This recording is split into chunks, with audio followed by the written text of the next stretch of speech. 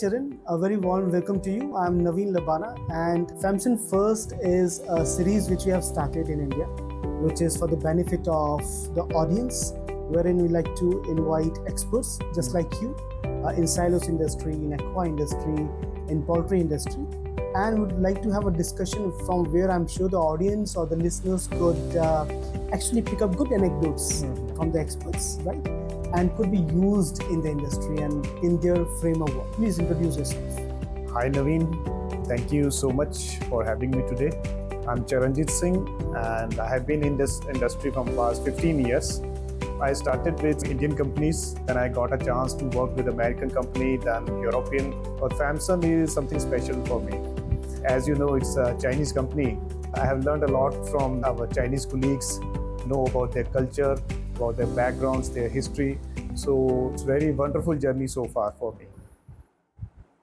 Charan, I think in the recent times, government has been focusing in grain storage a lot. I believe the grain storage industry in India, as per the market reports, is booming, or the CAGR is around 10 to 12% every year. What is the reason why it is booming? What are the reasons of such a fast pace of grain storage industry in India? See, I believe with the increase in population, right, countries which has high population and population is increasing every year, so their food security is must. And as you know, globally there is a shortage of food security, right? So countries like India, Africa, and in Middle East, there are a lot of food security projects are coming up. So government of India is also initiated these kind of projects in 2013 and 14. So they have planned for 100 lakh metric tons of storage in the coming years. So far, I think that they have done only 10% of that. But there are many projects coming up in the near future from government of India, from FCI, and as well as in our private projects. If you see, lot of new projects are coming up because even they know the shortage of grain they are facing every year. They are also very much interested in putting up silos because now there are a lot of awareness in the market. Great. Here I have two quick questions to you, Charan. One is, how can we segment the industry? Could we segment the industry? For example, flour mill industry is different and the silos in flour mill are different. And could we segment it on the basis of rice industry or other industries? That is my first question to you. And the second question, what I want to understand is how the silo storage is different from the traditional way of storage, which even FCI used to do earlier, or even other private players used to do. How it is different? India is, as you know, India is a big country, right? So there is a lot of potential for grain silos. There are different industry, let's say there's a flour industry, rice industry, and now the ethanol projects are coming up with a huge requirement. Silo, I would say silo is same for all industry. You can use same silo for flour mill, you can use same silo for rice, ethanol, any product. There are just, and silo is a customized product, right? So we can customize these silos as per customer's requirement and as per the grain and as per the storage time period. But yes, there are minor changes in the design which we have to do as per customer's requirement. Government of India, they have been storing grains in their traditional warehouses from past 50 or 60 years. And they are facing many kind of problems. Every year, say 8 or 10% of grains, Right. they have been wasted due to rain and due to many reasons because there was no proper storage. Silo is the only solution. They can store their grain for a longer period because silo, it takes less space and it can store more grain in a less space. Then another way, they don't have to depend on labor. So it's a completely a steel structure. What about the cost benefit, Charan? Is steel silo or a construction of silo, is it more cost effective than a traditional More or warehouse? less it is almost the same because nowadays this material cost of traditional warehouses go down. It has also been increased so much. So if we compare our silos cost with the traditional warehouses, so cost wise it is more or less the same. But yes, companies get benefit. They save their cost in labor. I guess that rodent problem and Yes, rodent is also another big problem yes, which you never face in silos. So if we take an example of a private company or a rice mill, and a rice miller want to store paddy, for example. So how does a steel silo helps him in taking out the right ROI? How does that silo will benefit him in a complete rice milling setup? First of all, let's say if we compare silos with godowns, silo takes less space compared to godown. Let's say in a rice mill, the standard size is 3000 tons of silo. So in 3000 tons of silo, they just need a space of 16 meters by 16 meters.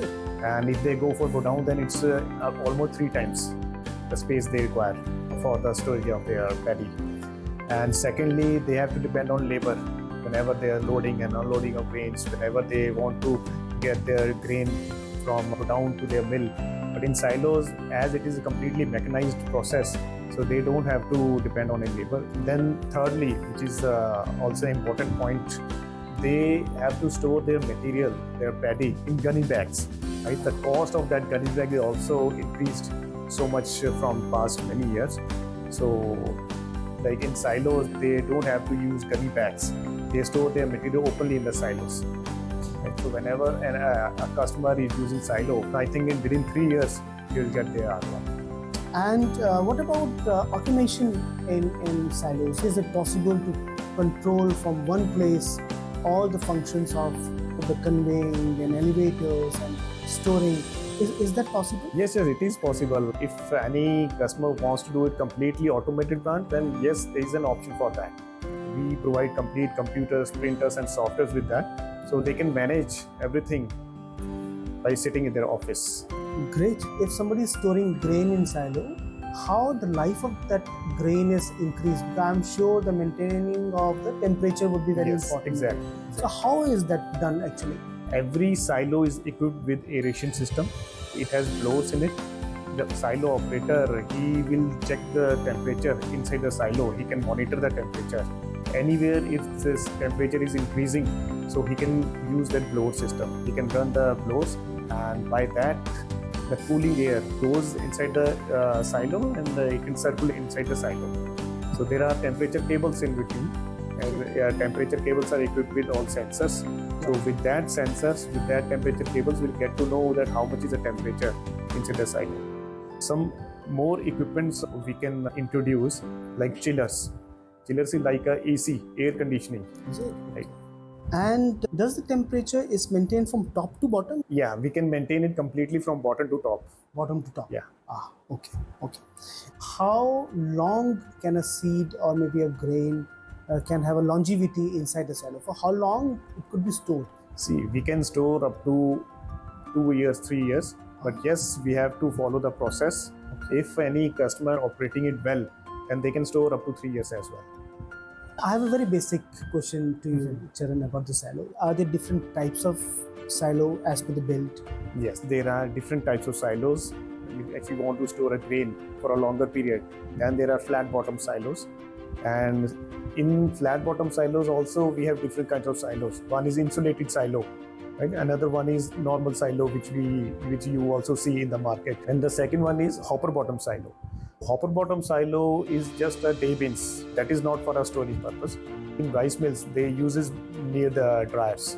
And if we need to understand as per the material of the silo, is there any difference? Can we use different type of material to build the silo? There are 3 types of material in India.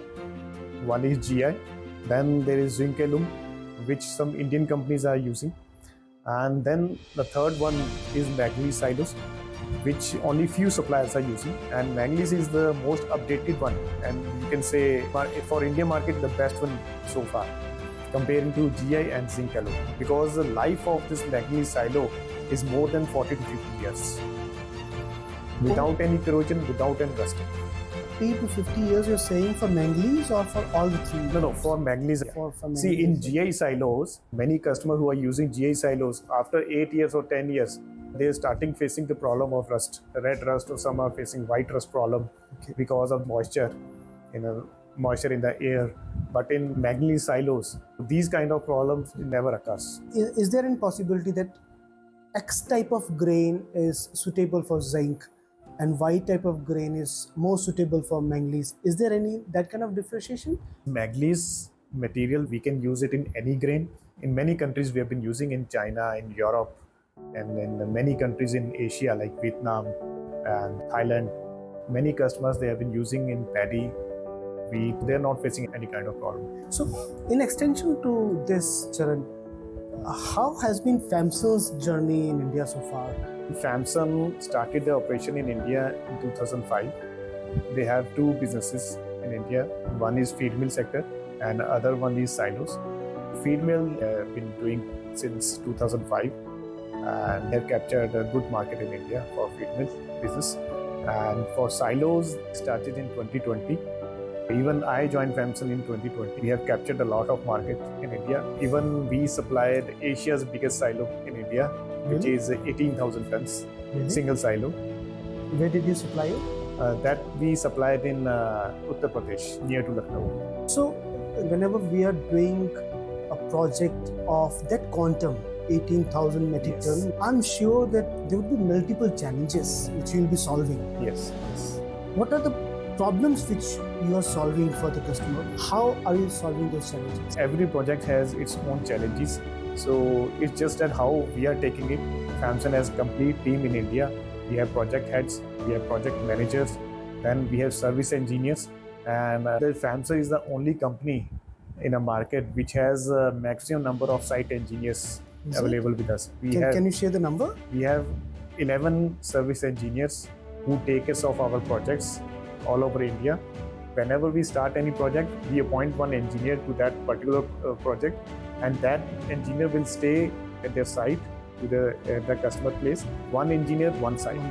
So I mean, you give full attention to the client, the customer. And then we have complete support from China. Our project head is there. So now he's also in India. So any challenge which you like to share? Who was the toughest customer for you? Give me one example. Yeah, it was our first project in India. It was very big project. 50,000 metric ton was the capacity. That was our first project in India. Everything was handled by a Chinese team from China. From China only? Yeah. And they were not able to come to India to look after the project. But as I mentioned, FAMSON is a very big company. They have their another unit in Africa as well. They managed to arrange engineer from Africa. And was the project delivered on time? That was delivered on time. Yeah.